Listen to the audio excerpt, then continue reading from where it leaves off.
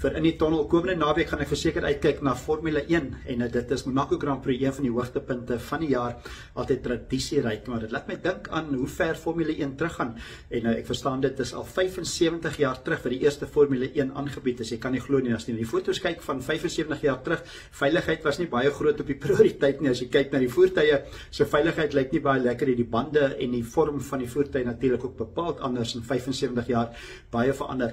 Maar is baie interessant, Monaco Grand Prix het ook al, of hulle het al gery by Monaco al van 1929 af, later ingeskakel natuurlik by Formule 1. So dis 'n tradisieryke baan in Monte Carlo, dis 'n straatbaan. Hy is 3,3 km lank en dit is 78 rondes. So kom nou naweek Formule 1 by Monaco en dit is een van die gunstelinge daar is natuurlik Charles Leclerc wat laas jaar gewen het. Hy woon ook in Monte Carlo. So ons kyk hoe hy gaan vaar in sy Ferrari. Tans by puntelys is dit Oscar Piastri in sy McLaren voor 146 punte.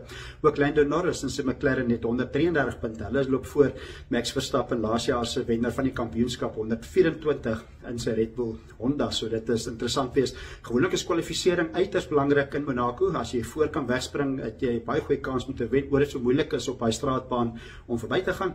Maar tradisieryk Monaco en is interessant om te sien 75 jaar terug eerste Formule 1 gery. So dit is waarna ek gaan kyk die naweek veral. Dit is my sporthoogtepunt van die naweek Sondag. Ek kyk Formule 1 in Monaco.